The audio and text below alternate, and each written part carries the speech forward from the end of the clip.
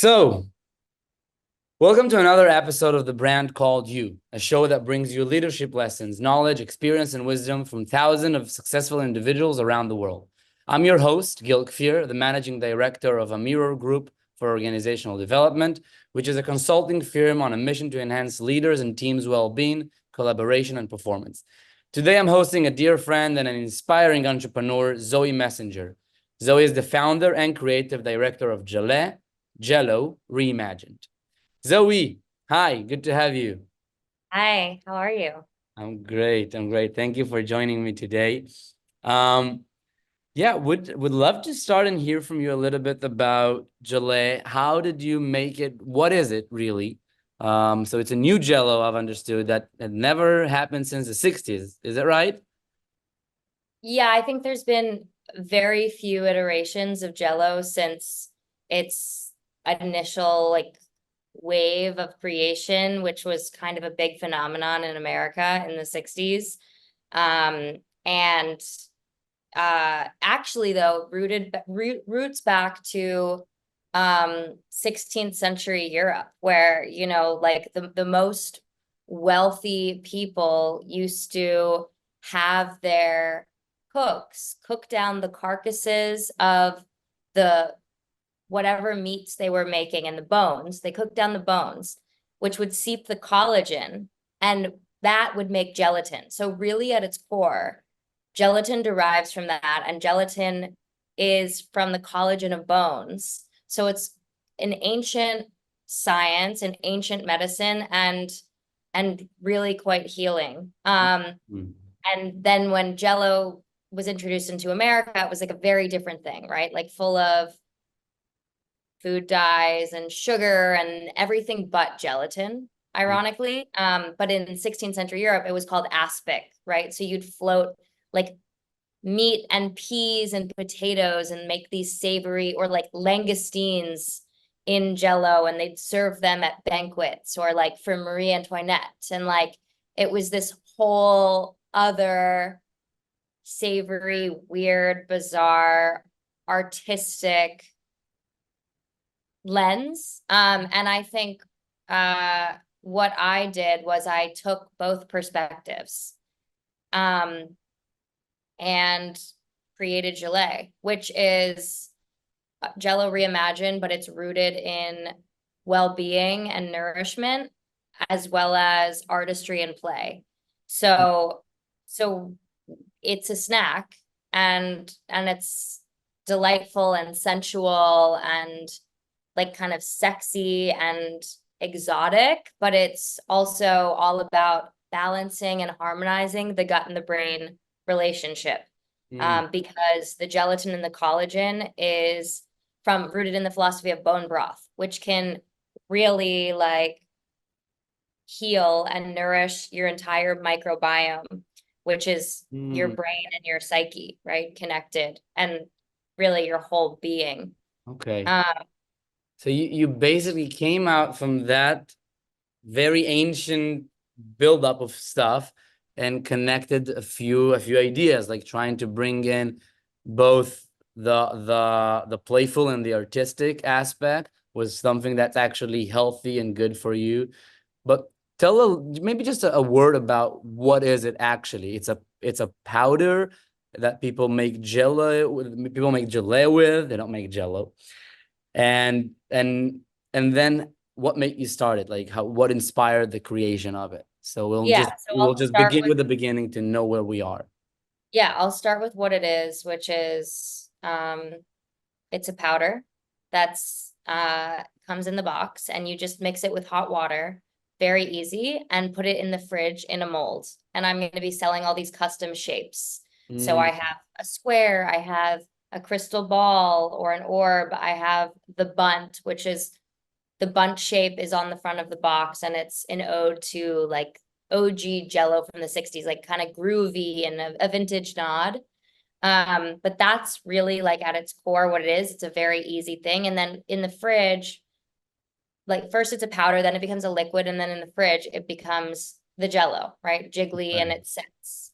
And then a bit about why I started it. I think it's a deeper conversation. It could be a whole conversation, but it was really, I was going through kind of my own healing crisis. And I'm a very natural person, and I believe that food is medicine.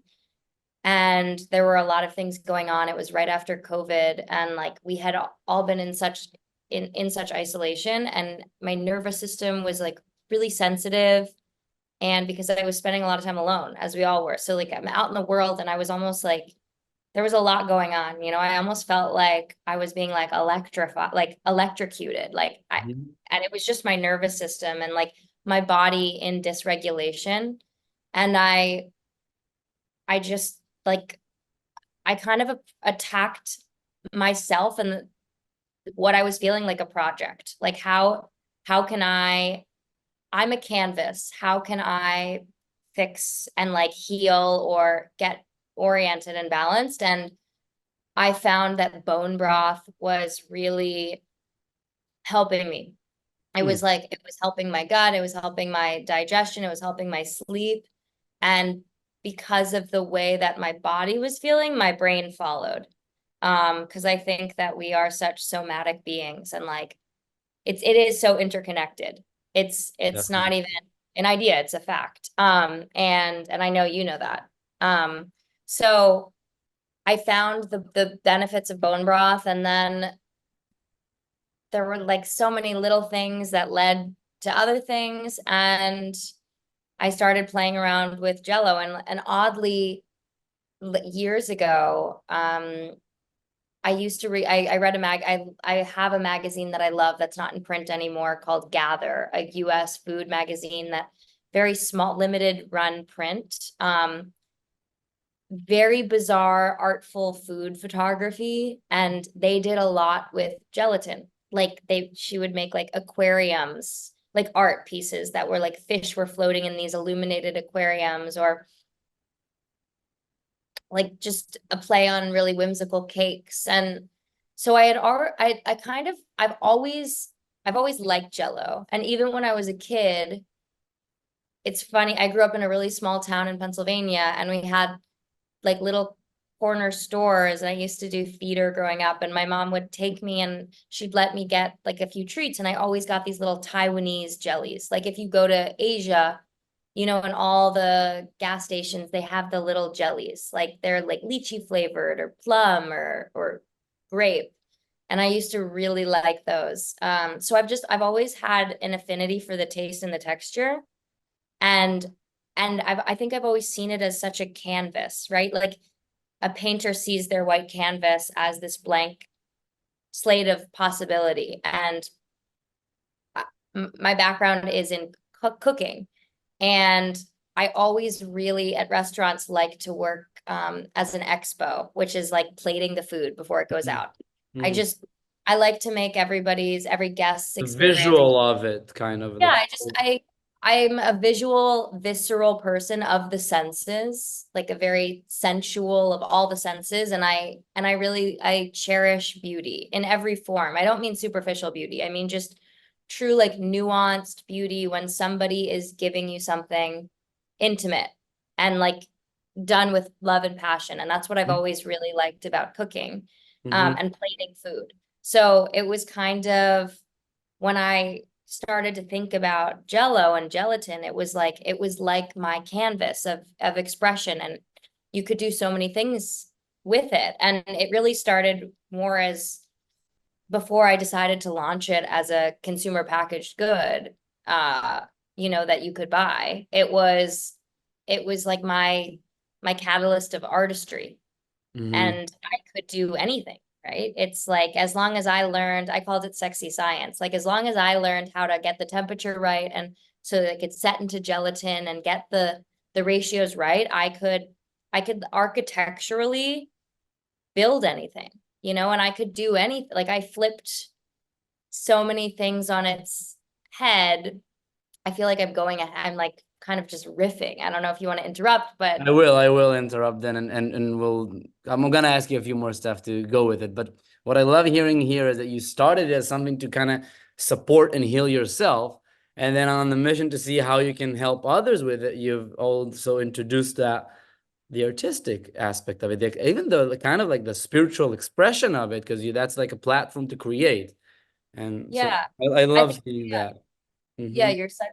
you're such a good listener. Like I feel like you picked up on something that I've been thinking about a lot, which is um it started as this like is this quite deep, scary, like dark period Hmm. of my life that, Hmm. and then this was this illumination of what life could be, like the illuminated being alive, right? Hmm. And what now it is like this playful sphere that lets you tap into your inner child and like be vibrant, and really that's what healing is. Like Hmm. it's not the minutia of like I have to be on this diet, I have to take these supplements. It's living in your highest vibration and tapping into like true joy and play, which I think is the most nourishing Yeah, thing you can ask for in life.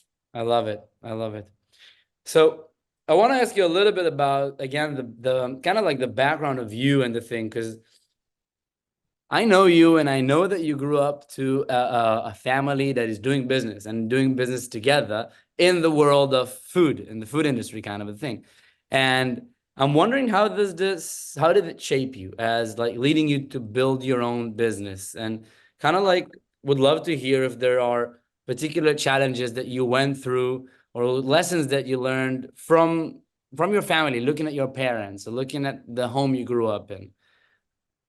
Yeah, no, definitely. I grew up in a very food centric family and a very spiritual family. My mom and also a very artistic family. I would say my parents are both really talented business people, but they're quite artistic in their own right. And like though they didn't end up ultimately like taking the route of an artist, they go about their life and everything they do in a very artful way. And I grew up surrounded by that expression and surrounded by great art and um, surrounded by just kind of, yeah, that kind of way of life. But my mom was a photographer in the 70s in Berkeley, California. And she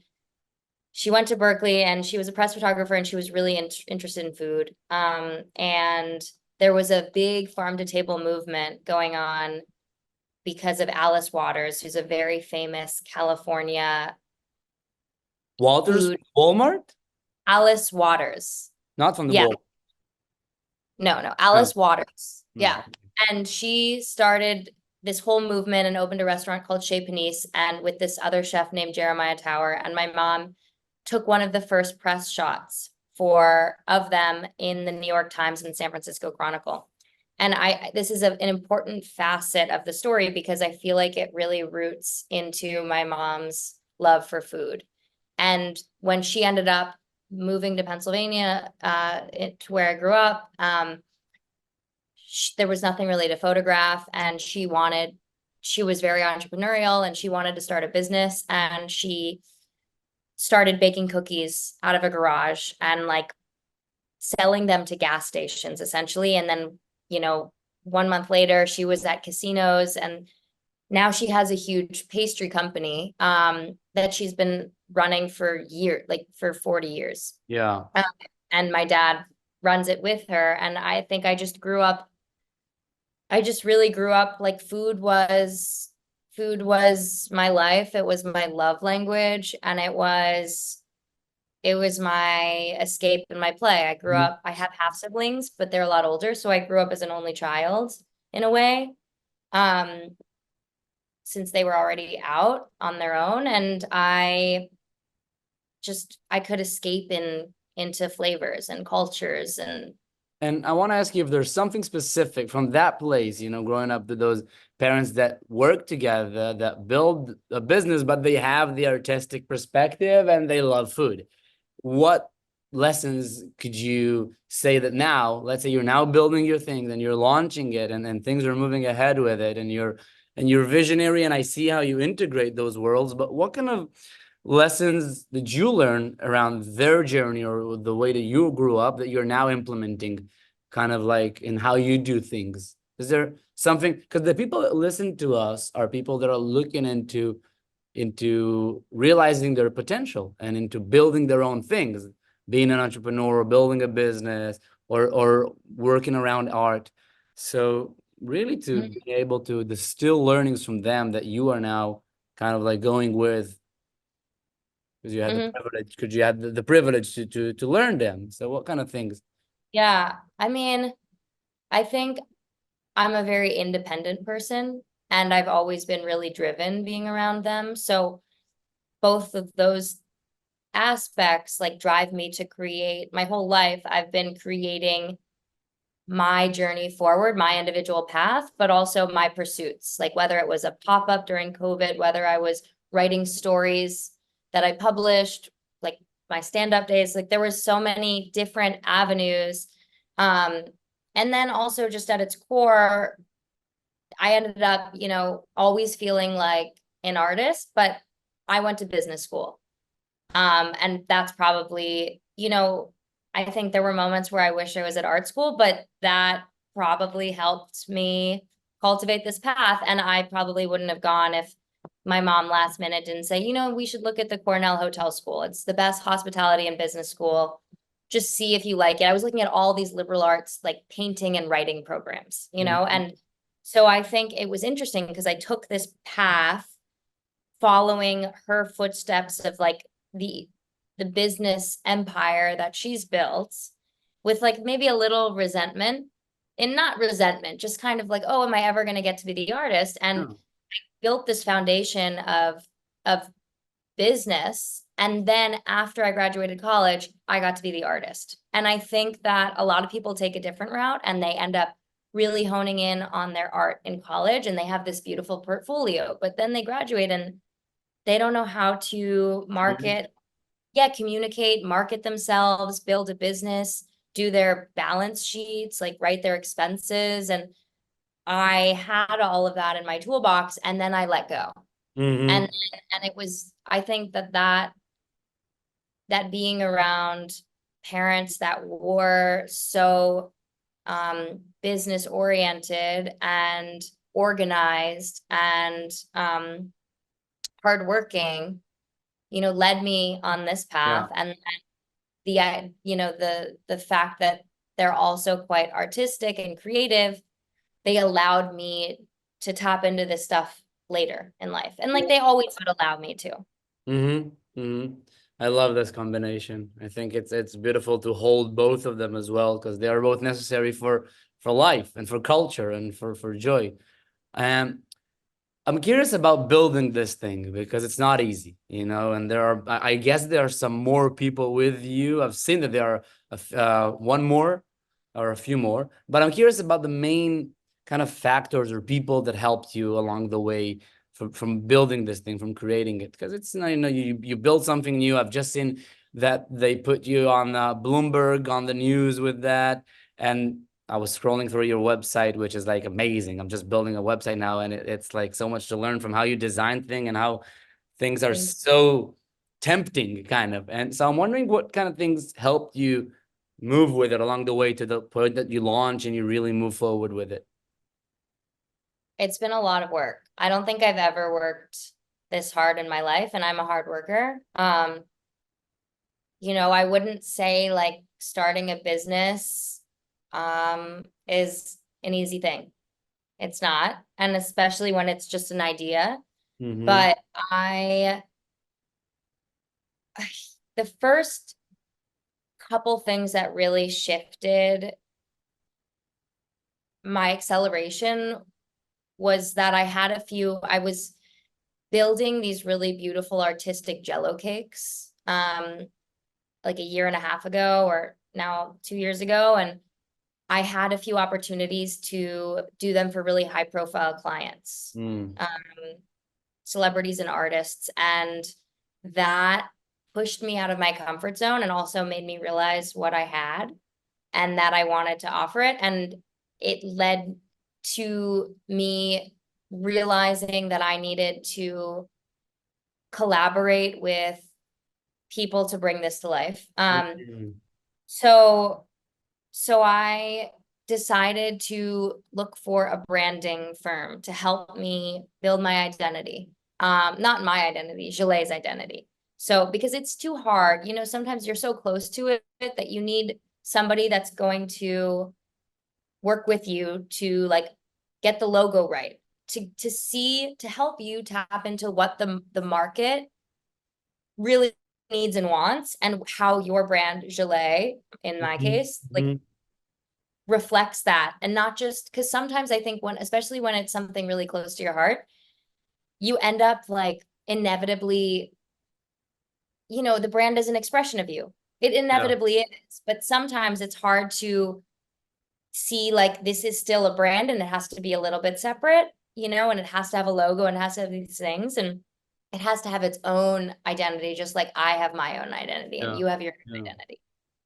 So Mhm. I went around and I met with every interesting branding agency, and I bring up the high profile client list because I think it really helped me get meetings with these people. Mm. No, I don't think they just meet with anybody. So I was really honored, and I took every meeting really seriously. And truly, I just, none of the, all the people I met with were amazing, but none of them I felt like really understood me and my vision. And especially, I think there's this deeper spirituality to me that I just can't, like, it can't just be a brand that's on shelves with whatever I do. So finally, I found a partner that it was a relationship. Like we were going to work together to create this. It wasn't like I drop the idea in their hands and then they show me a bunch of things and then I say yes or no. It was like it's been an ongoing relationship, dance, and communication since we started working together last spring.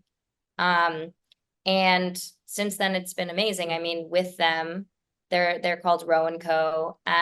They're fabulous.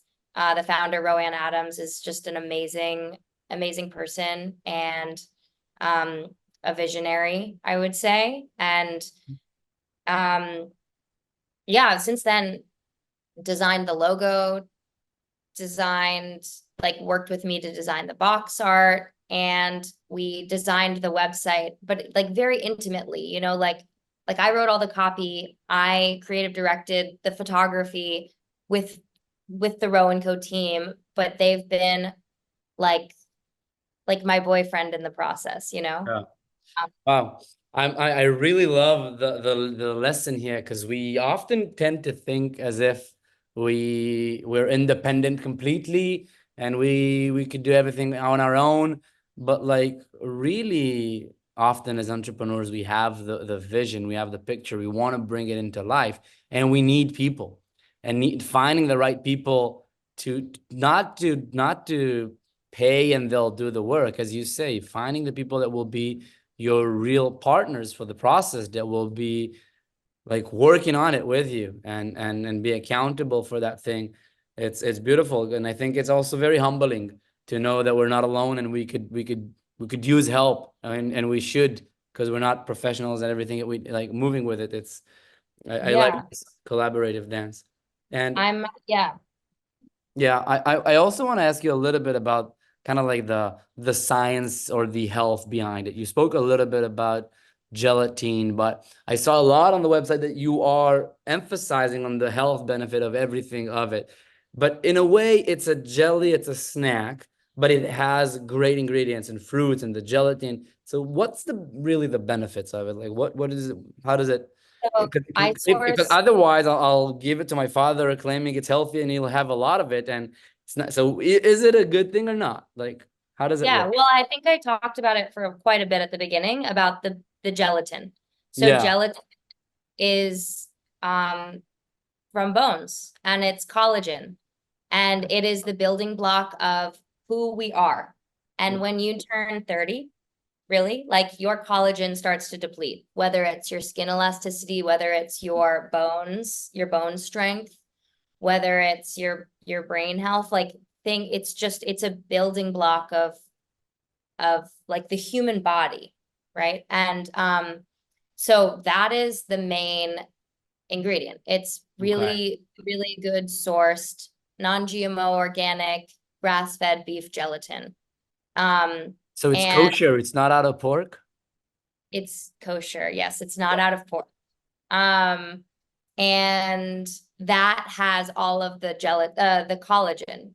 And then I realized, there was so much what's exciting is like Gelée is the limit. Like I could put any fun ingredient in it. I could do adaptogenic mushrooms, I could do CBD, I could do psilocybin, I could do anything. But I really wanted to focus on this harmony between the brain and the gut, and all of the things that, or tap into all the things that can really create a homeostasis and make you just feel good. And yet it's still just a treat, right? It's not a supplement, although you can take it like one, but it's not. It's so the other ingredients I have they're all freeze-dried powders. And my fruit ingredients are the freeze-dried version of the fruit. So they have the fiber, which is really important. A lot of like when you juice is Without great, but fibers. you lose the fiber. So this has the fiber, but none of the sugar, and it has all of the minerals and vitamins. So my launch flavors are passion fruit, guava nectar, and pina coco. So the passion fruit, the guava, the pineapple, and the coconut, and each of those ingredients have their own Rolodex of benefits, whether it's high in vitamin A, K, and C, good for your eyesight, hydrating, MCTs, good fats. That's all on the website, kind of cataloged. Yeah. Because I don't believe that there's nothing to hide, which I'm really proud about. And then apple cider vinegar, freeze Cool. dried, so natural probiotic. With the And mother? yes, it's a freeze dried. Well, yes. Um, and there's a lemon powder that also has its own benefits and is gut healing and gut friendly. And then my sweeteners, that took quite a while because I didn't want to use cane sugar, just because I wanted this to feel playful and like you couldn't overdo it. And I think I'm a person that's very sensitive to sugar, and I know a lot of people with diabetes and that struggle with sugar. And I just wanted to make this a really fun thing where you didn't have to work like guilt-free. You didn't have to worry about sugar. So I ended up doing a combination of very trace amount of stevia and allulose. And allulose is actually derived from figs and raisins and is really fiber rich and prebiotic. So so every single ingredient has intention and is really specifically sourced. Wow. Wow. Really a food alchemy, as you said it. Huh? Mm-hmm. I like it. Yeah. I wanna hear your thoughts a little bit about the way that the food industry looks like, because there's something around the balance between something that is really engineered and something that is very natural. And now there's like many trends in the food tech industry and lab grown steaks and things that are moving ahead with it. And I'm curious to hear your thoughts around it. Like, where would it go, and how would these developments influence things? Because there's many new technologies to do things with and to make things more efficient, but I don't know, people could be reluctant to want to have a lab grown steak kind of a thing. How do you look at this? Well, it's very interesting because if you asked me my ideal life, I mean, I love my life right now, but I think a part of me would say living in Provence on a farm where I grow everything, I milk the cows, every single ingredient is in front of me of the earth. In the morning, I wake up, I take my shoes off, and I put my feet in the dirt and I lay on the ground and I get the sunlight. And I think that was kind of the philosophy when I started Gelée. It was ancient wisdom, modern alchemy, right? Mm. Like taking these ancient ingredients and this ancient wisdom that we have and making it into a very luminous modern creation.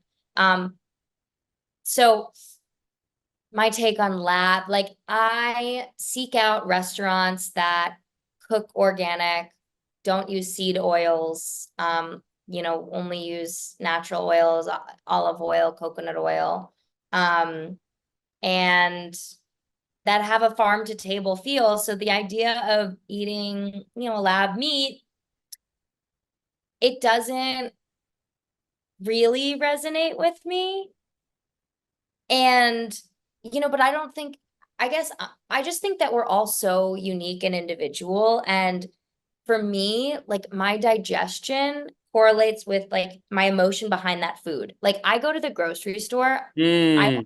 I will like touch like 10 different fruits, and whichever one I'm called to, that's what I've decided I'm gonna buy. No, really, really. And Yeah. I won't know what I want to have for dinner until I end up at the farmer's market. And if my heart is like, oh my God, I need salmon and green beans or something, like I get that, So even kind if of like the love that is behind that thing, or the intention and the settings that is behind the creation of the thing, will determine. In a way, from coming from that, people could grow in a lab being very mindful and present and intentionally oriented, putting love in the food, but still making it like advanced and using technology. That could address both of them now as I'm just popping with it. Yeah, I think it's a dance, and I think it like depends. Like you could put this lab steak in front of me and introduce me to the founder and the scientist, and if I resonate with them, Mhm. I might want it. Yeah, yeah, cool. I'm thinking about many of our listeners as well are people that grow up with family businesses, and I'm specifically also interested in that field. And I'm curious, you did choose for now to start your own venture and to build your own thing. And I'm curious if you see yourself involved in the work that your parents are doing, and maybe share a little bit about the decision to go apart. I don't know if they've offered you to join and you wanted to build your own thing, or what's your input on that? And do you see a future for like working together with them, putting Gele as part of that thing? Um, any thoughts on that? Yeah, I think that it took a lifetime for them to understand that it wasn't my passion, what Mm, they do.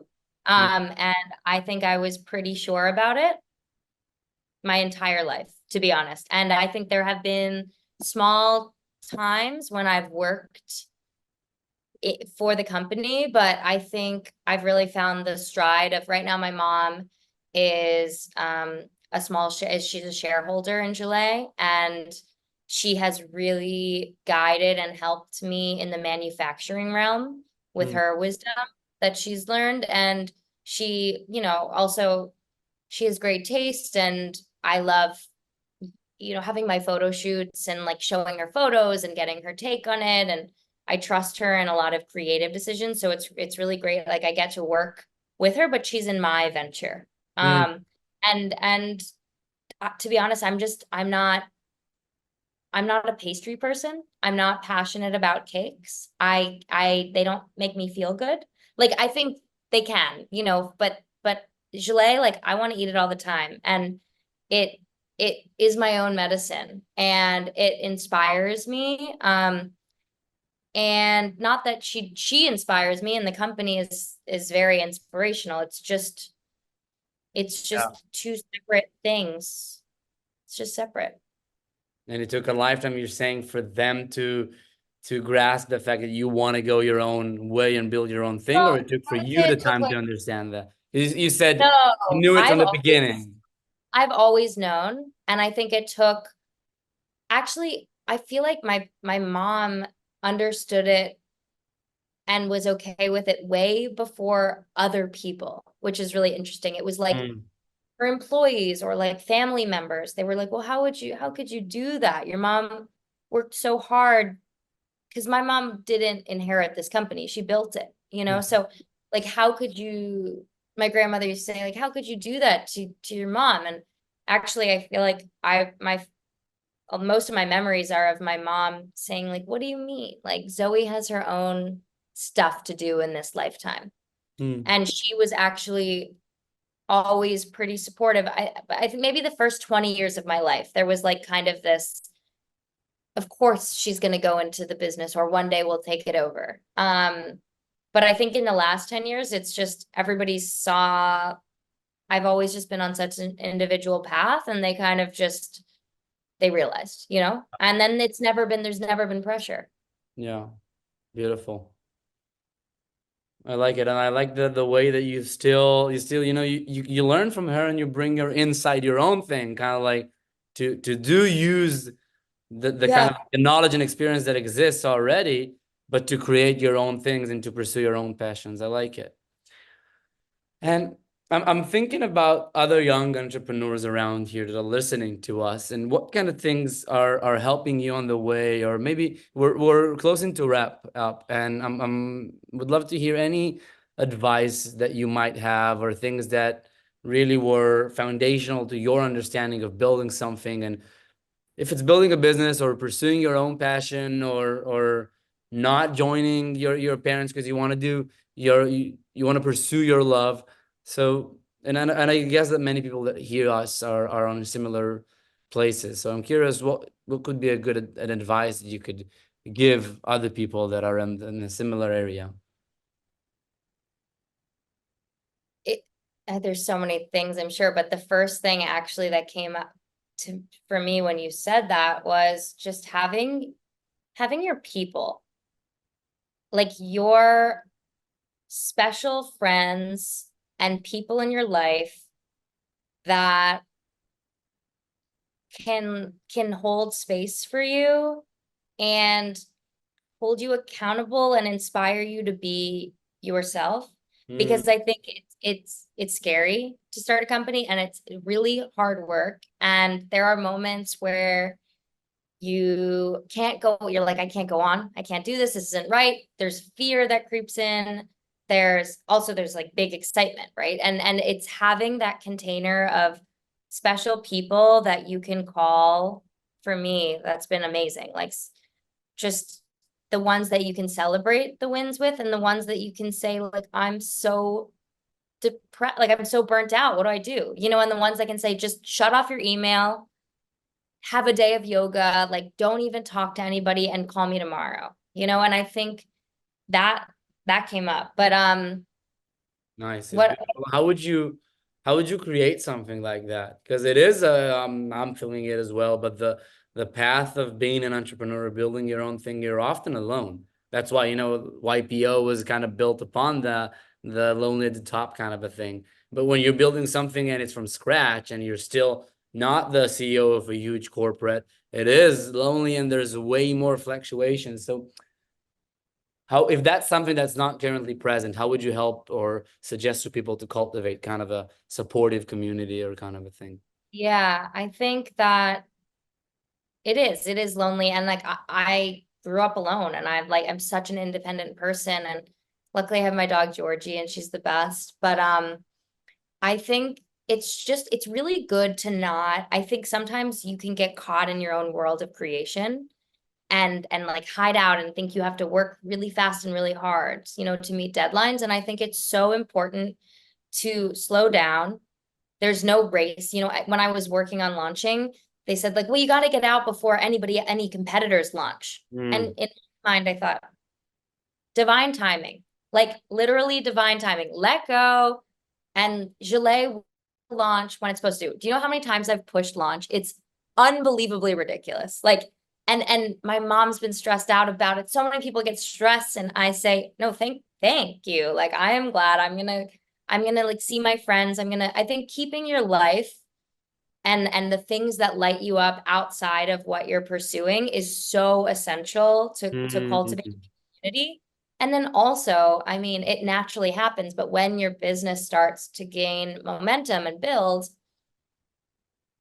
the world kind of becomes your oyster, and there's so many people you can work with and collaborate with, and like now you have your personal community and your playful community of like work. And so, but I think it's important to like have a schedule of things that keep you feeling good, whether that's your personal like yoga or walks, or like your once a week dinner with your mentor or a friend that you really like find inspiring, or a class that you want to take. I just think having some sort of structure and a schedule, especially as an artist and an entrepreneur, is so important to keep you focused. Definitely, definitely. The world is your oyster. It's a sentence I've never heard before. It's so, Oh no, it's such an American it's expression. very you to say that. So I'm getting it. The last question would be around being a woman. Being a woman that is building something and creating something in this world. And like we want to see, we understand now the more and more the value of women in leadership by the unique ability to understand people, to understand processes, and to be inspiring. And I'm curious, how do you think we could increase but being an entrepreneur could be very identified as something that's masculine, you know, taking risks and like being very sharp oriented. So how would we increase females in entrepreneurship? How would we engage and inspire more women to take the lead, to take the risk, to build their things, to pursue their passions? Yeah, I mean, I've always been a really gutsy person, I would say. Like I'm a risk taker. And I think you just have to be unafraid, and you have to realize that when you're a woman, you know, it has its own things. Like often for me, it's never about it's a lot of the things that come up for me around it are with like, oh, are men gonna be, there's this old kind of stigma around like, oh, well, can the woman be more successful than me? Or like a woman that's more successful or doing something really brave or bold. Like some men find it really inspiring and some find it threatening. And I think that there's like the sort of energy around that I find frustrating. But other than that, I've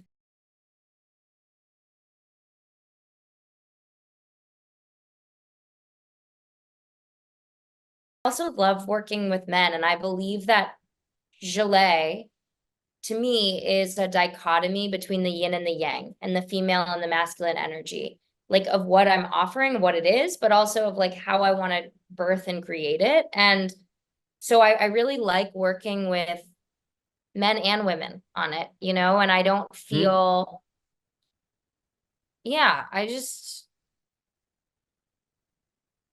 think I'm lucky. I mean, it was so different when my mom was starting her company.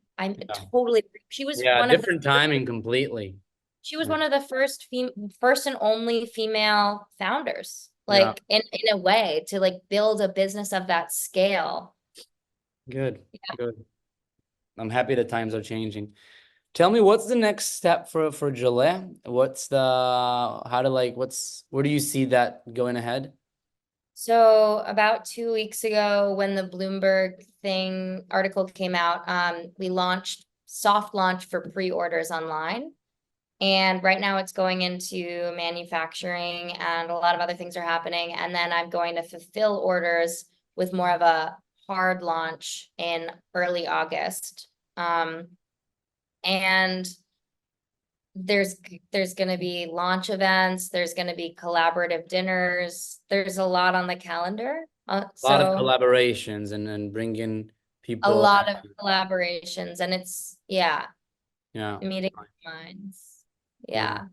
And then who knows? I mean, I always get overly excited. I have a friend that says, Zoe, you're a creator. You love like the beginning of something, you know, but you got to learn how to stick it through in the middle and the end. I really do. I love ideating and brainstorming. So here I am, like already thinking about fall and winter flavors I want to launch in the next season of spring. And I'm kind of treating them like a collection, like a fashion line would launch a line of clothes, like my collection of flavors for the season. But I know I have to wait a beat and let this season, like, run its course. But I'm already thinking about 75 flavors. Like, for real, I have so many flavors. Or bring more people to be below you to manage what you've already built, and you start, going around to the future and the thing you want to create. Yeah. Maybe. Just a thought. Good. Zoe, thank you so much. Where do people can connect, learn a little bit more about what you do? Are there any specific locations or places that you're at, social?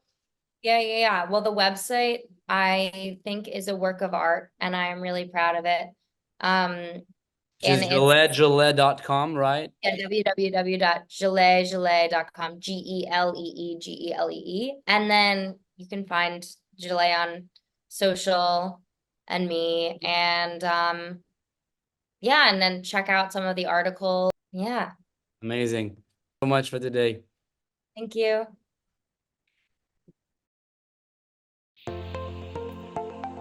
Thank you for listening to the Brand Called You videocast and podcast, a platform that brings you knowledge, experience, and wisdom of hundreds of successful individuals from around the world. Do visit our website www.tbcy.in to watch and listen to the stories of many more individuals. You can also follow us on YouTube, Facebook, Instagram, and Twitter. Just search for the Brand Called You.